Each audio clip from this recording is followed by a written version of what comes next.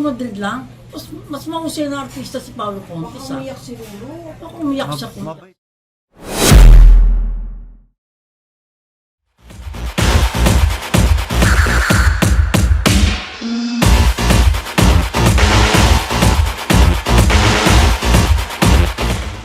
It only gets better, mga kapatid, mga kaibigan.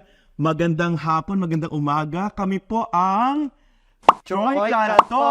Ako po si Noel Ferrer. Ako po si Gorgie Rula. Jerry Olea. Nagsasabi sa inyong Kato, mga Websters.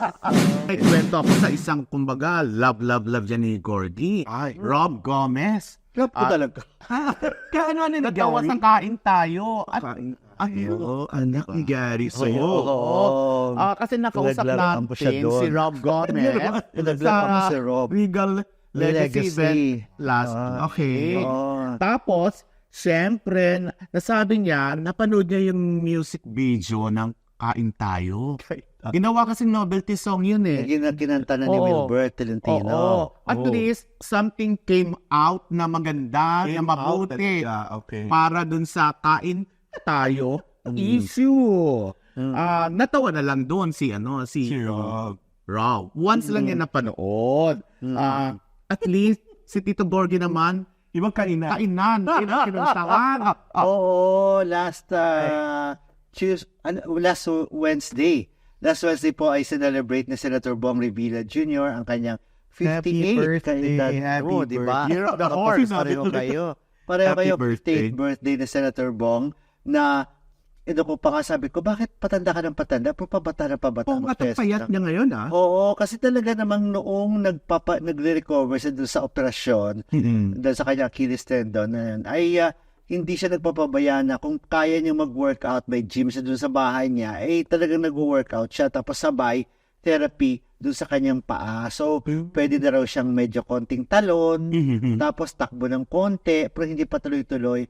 Pero kaya pang muna siya, yung sitcom niya na walang matigas na pulis sa Season Matinik 3. ng Misis, Meron. season 3, sisimulan niya, pwede na raw muna yon. Pero kung yung Alias Pogi. hard action talaga na kagaya nung gusto niya simulan na Alias Pogi. Nasimulan na yan, di ba? Or oo, Sayang. doon na nga siya na-aksidente, di ba? Ay, raw talaga, hindi pa raw pwede. Tapos, so mukhang matagalan pa yun, baka late next year pa niya pwedeng simulan.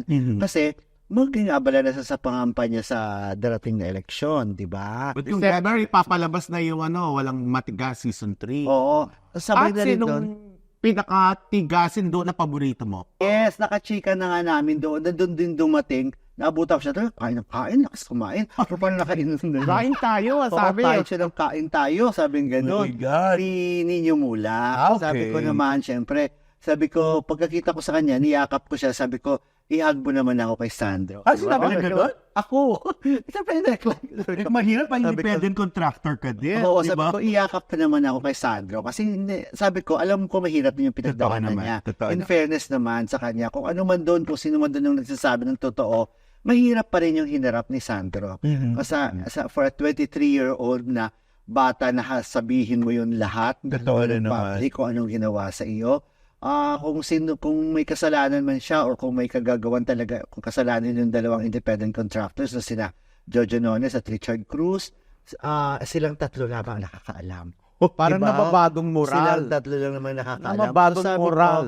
sabi ko lang, mahirap din kahit si Ninyo rin, kahit Totoo ang nanay niya. Sabi ko, ihag mo naman ako kay Sandro. Ganda. Sabi ko.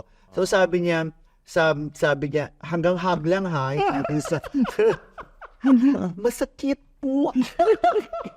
Ganun. O yun yung pinagtatawanan yun. Pero yun na nga, nakausap po namin si Ninyo Mula kasi nga, nagulat din siya na biglang dumating galing Amerika ang mother, si Edith Milyare. Mother Ni Sandro. Si Edith po ay dumating from Las Vegas, from America, at dito siya nag-celebrate ng kanyang kaarawan, kasama ang kanyang anak. Nasabi ninyo, madalas na nag-uusap ni Edith, nung nanay ni Sandro, hindi nabanggit sa kanya na uuwi siya. So, na-surprise daw silang lahat. At maganda rin daw yon kasi nakakabanding ngayon. For 10 days lamang sila dito si Edith at makakabanding ni Sandro. Panuorin natin ang aming mikiling pakikipagpanayam po kay Ninyo Mulak. Oo nga, pati ako na-surprise eh. Oo. Ang alam kasi niya lang, sa Las Vegas yung mami niya eh. Doon magbe-birthday, dapat yung mami niya sa Las Vegas. Tapos biglang umuwi. Okay naman yun, para may bonding time sila mag-ina. Yeah, it was her birthday, dumating siya. Kumusta na si Sandro ngayon? Medyo okay naman. He's beginning to go out again. Pag may mga family events, yun. Tapos yun nga, sabi ko, dahil 10 days lang yung mami niya, samahan muna niya. Masasabi ba ready na siya to work? Or ano ang plano niya? Nagsabi naman yung Sparkle na anytime na gusto niya bumalik to work, sabihin lang niya, okay na.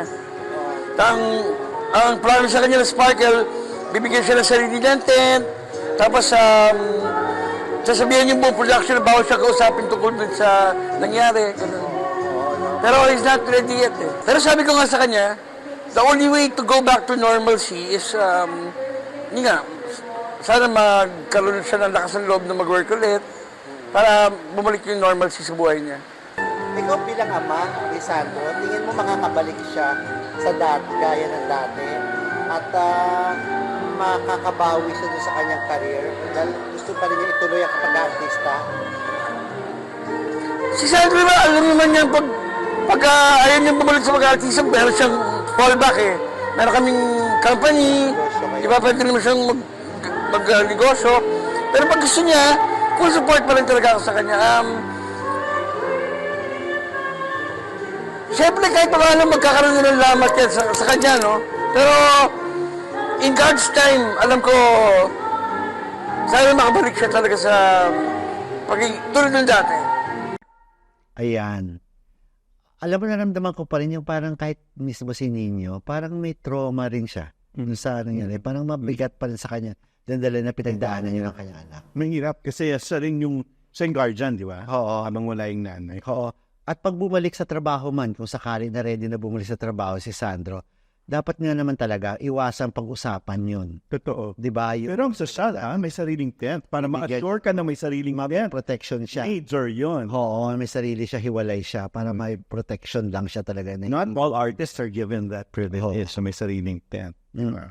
Speaking of privilege, next week pupunta kami sa Vietnam at matitreat ako ni Louie Heredia kasi as part of his 60th birthday sa kinang at ganda ng fest niya. Parang hindi siya mukhang 60.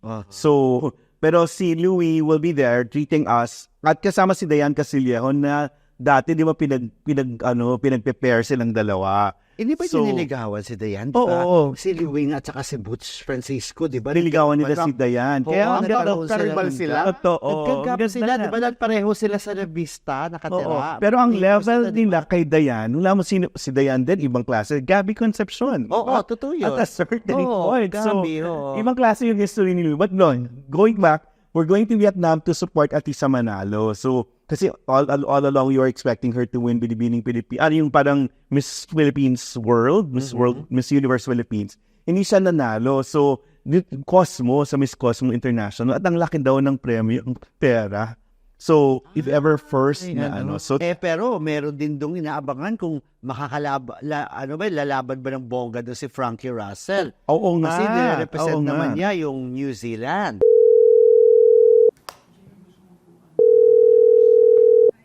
Hello, Dayan? Hello, yan. Tatanong namin sa iyo, sa PEP, we're here sa PEP. Tatanong namin sa iyo, what do you think are the chances of Atisa Alano sa Miss Cosmo, sa PEP, sa Philippine Entertainment Portal? What do you think her chances? Because she's looking great. Like, if you see all her shots, you can tell that she's really well prepared.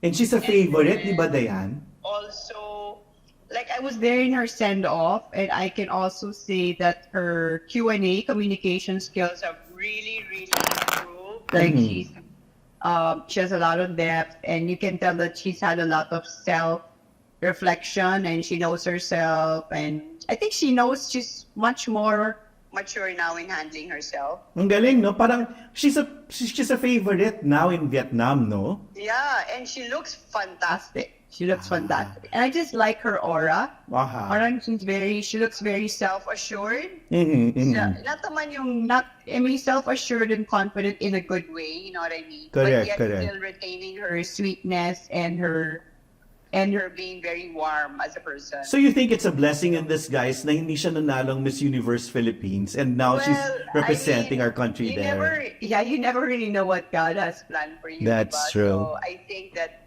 iba-iba yung destiny, and sometimes when, we think we want something, but actually when God gives you something else, it could turn out to be even a greater blessing. So, Galing. Yeah, You put it really well. And speaking of So- destiny, Dayan ang manglilibre sa atin, sa akin at least, yung 60-year-old nating kapatid na si Louie Heredia, di ba? Ano? Ang manglilibre sa akin, si Louie Heredia na treat niya for his 60th birthday. Sayang, hindi mo siya naging destiny, Dayan. ano? Sayang, hindi mo siya naging No, destiny. I'm on the same flight as you. I didn't book pa my hotel, but you're staying in where? Somerset? Oo, Somerset. Yan. Yun, sayang, bestie na kayo ni Louie, hindi pwedeng boyfriend-girlfriend Oh noon. my gosh, I'm so happily married. That wasn't our destiny. We Oo. were destined to be really good friends. We're super good, much better friends now. Oo You know what I nga mean? eh. We're closer now. Ang ganda. So- Ang ganda-ganda. Basta kinikilig pa rin ako sa inyong dalawa. Basta I'll see you. Kasi kay Butch, No, October 4, right? Yes, Your yes, flight, yes. We're on the same flight. We're Oh. both. Tell Louie to upgrade us to business class. O, yan na yun. Are you with him now? No. He's in Bangkok now. Diyos ko, doon na yata siya gusto niya doon na tumira. Anyway, see you, Dayan. See you next week. Okay, sige. Salamat. Bye-bye. Si Nay Lolit, maraming nakapansin dun sa parang magkakasunod yung pinupost sa kanya sa Instagram account na hindi binibigyan ng project ng GMA7 si Paolo Contis. Isa lang ang regular show ngayon ni Paolo, Bubble Gang. Pero dati naman may soap siya, sunod-sunod yung mga soap niya, pero ngayon wala. Ano ba talaga yung problema? Dahil ba sa kanyang image or ayaw ng network? Ayaw ba siya ng advertisers or what? Pero nagre-rate naman yung Bubble Gang. Hindi naman nakaka-epekto. Pero yung nagpo-post si Nay Lolit na sana bigyan siya, bakit hindi nila binibigyan ng project si Paolo? May mga nagko-comment tuloy na kasi laos na, kaya tuloy inaano na ni Lolit Solis, pinanghihingi naninikluhod na siya ng project para sa alaga niya. Something like that. May paliwanag din si Nay Lolit. Panoorin natin. Hindi, ito, kasi, Hindi, in fairness, I love GMA. Ang nagtataka ako, sana kung si Paolo Contis, walang talent. Yung, alam mo walang talent, alam mo unprofessional, papayag naman ako Naintindihan mo yun. Oo, overlook siya, ganyan. Kasi, kasalanan mo eh. Ganyan. Pero, alam naman natin talento si Paolo. Very professional naman. Wala rin ako narinig na complaint sa kanya. Bakit parang yung lahat ng lumalabas na na mga bagong serye, wala si Paolo. Doon lang ako nagtataka. Compared to man sa ibang artistang inilalabas ng bida doon sa mga serye yun, ilalaban ko naman si Paolo anytime. Pero mahal ko GMA. Pero ano sabi ng GMA? Well, informed na sa kanilang desisyon yun. Pero hindi mo ba kinausap sila? Hindi ko pa kinausap. Kasi desisyon naman nila yan, artista nila si Paolo. Kung kay Ruru Madrid lang, mas mahusay na artista si Paolo Contis. Umiyak si Ruru. Umiyak siya. Mabait naman si Ruru. So ngayon kung mabait, kaya nga huwag mong sabihin ng mga nagsasabi na lost na si Paolo. Yun ang sinasabi nila. Mga bashers. No, i-qualify nila ang ibig sabihin ng lost. Okay, ayan. Bakit ikaw? naman si Ruru yung pinagdiskitahan? Mahal ko naman si Ruru. Ako rin. Mahal ko Mas rin. mabait si Paolo Contis para sa akin. Ako okay naman si Paolo. Lumaki tayo kasama ni Paolo, pero hindi naman na kailangang idamay si Ruru Madrid. Ah, Kasi hindi si magdamay. Ruru ang may lolong na na... Hindi, kasi nga, alam niyo ba si Ruru, hindi siya talaga nawawala ng projects.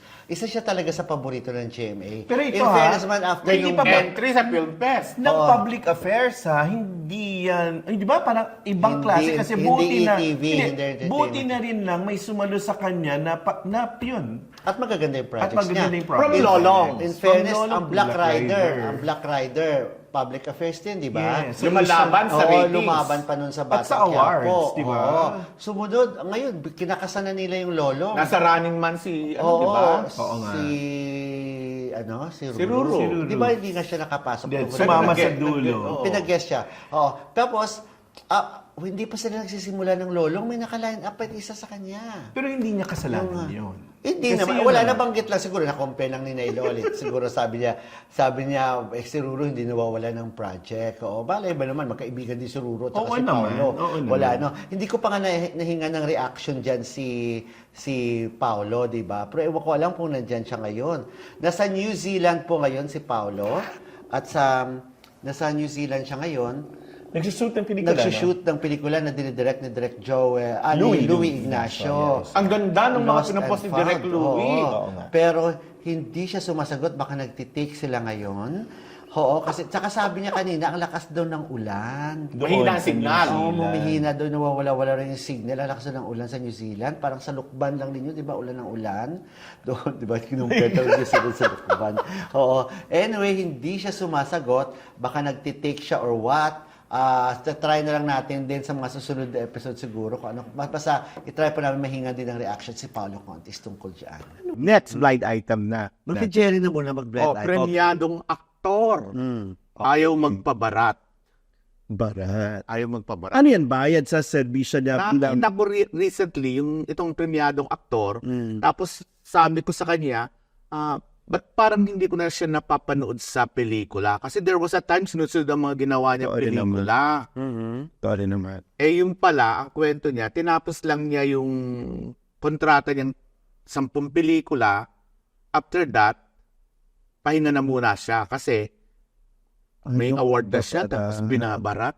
Yung mga line producer, supervising producer, associate producer, parang Baratillo King, Baratillo Queen. Pero ang mahal niya talaga mag-rate. Ay, mahal ba talaga? Ang mahal niya talaga Pero mag-presyo. grabe naman yung pagpambabarat sa kanya. Pero kasi ganito ngayon kahit sa TV, kung ano yung record mo dati, mahirap because of the situation sa TV, no? Oo. Tapos sa pelikula rin, hindi rin masyadong kumikita yung mga producers. In fairness so, naman paano sa- yun?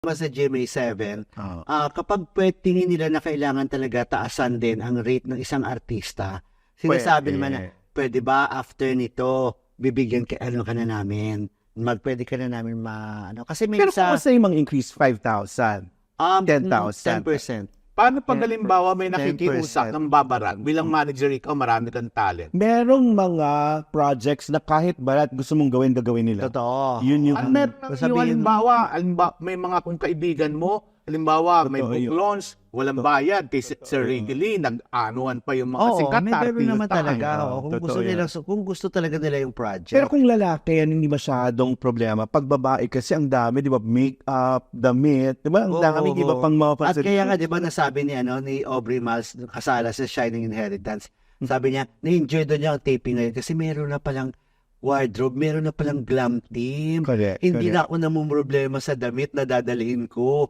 kasi pinoprovide na ng production. Correct. Lalo na kung mayaman yung role. Oo, Kasi yun, kasi dapat naman makikita din yun. talaga. Pero Dapat- dito, ayaw niya talagang tumanggap pag mababa yung presyo. Pagka baba talaga, na parang, kumbaga, may napatunayan na siya kahit paano sa industriya, tapos babaratin lang. Pero mahaba rin yung PC niya para hindi tumanggap. May mga negosyo na rin naman siyang naipundaan. Ano yan? Sino ba? Maparaan siya. Oo. Ay, Ay, hindi katatanan din. pero ang galing maparaan. Oo, kasi nga, last na soap, matagal na rin yun, pandemic pa. Okay. Pandemic na last soap, First day, magkano? First day na. hindi na siya nasundan. Pero Kasi- 6 digits ba siya? Oo, per 6 digits. per day ha, Per per taping. day. Per taping. 6 digits. Yes, ganyan, no?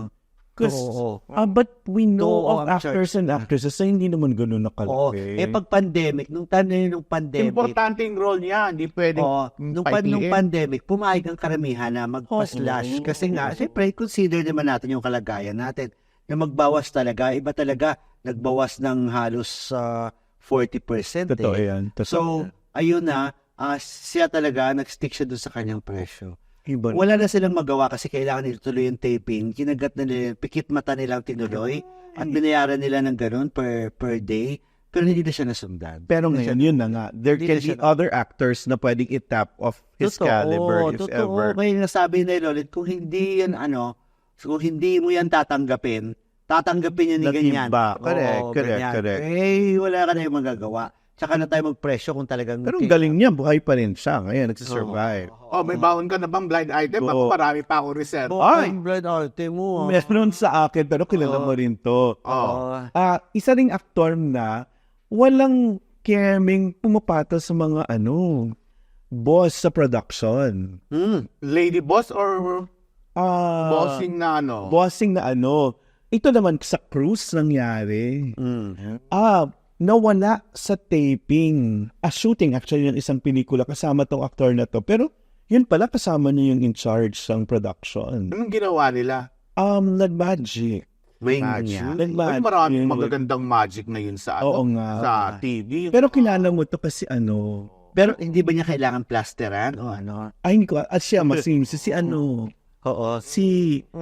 kilala mo na. Basta, Yun. Oo. Okay, sa magkakakilala mo sa kanya. Ay, basta.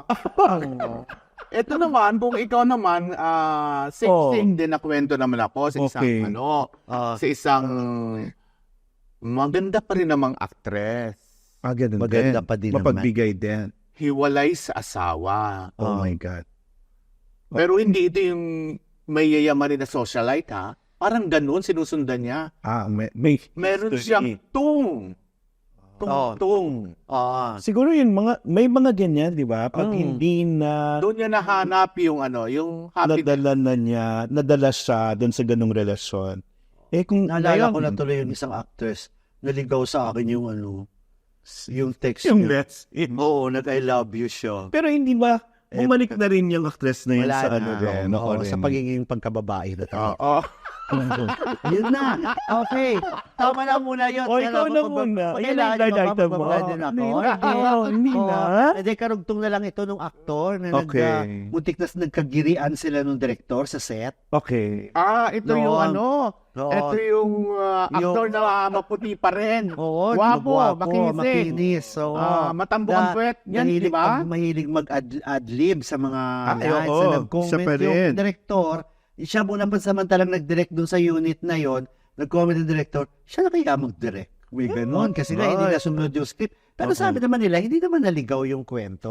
I mean, Marami dun pa rin naman ganyan kung na ano. kasundo. Pero ito pala si direct, may pagkataklesa daw talaga. Hindi. siya. Okay. Oo, may mahilig mag-comment na na may pagkataklesa raw talaga, na napuno.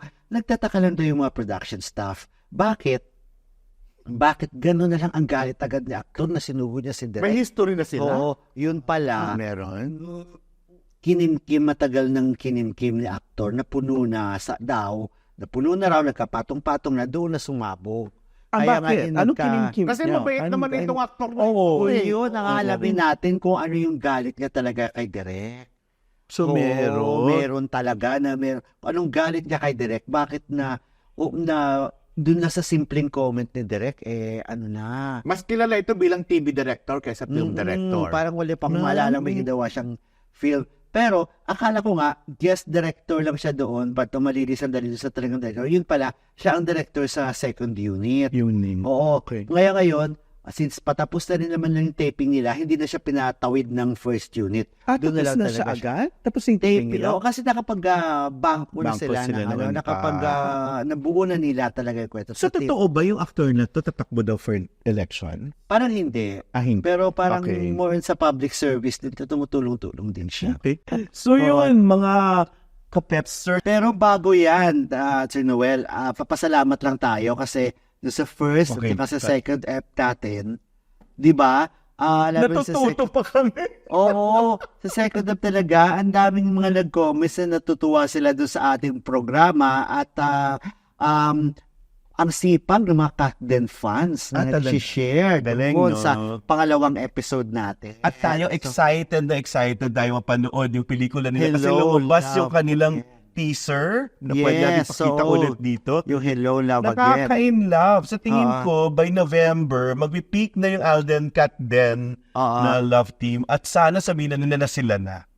So, yan po ang aming Pep Troy Cut Talk ngayong araw na ito. Yes. So, mas marami pang mga balita next week. Oh, marami actually, di ba? May manlalagpasan pa tayo na hindi natin na-share.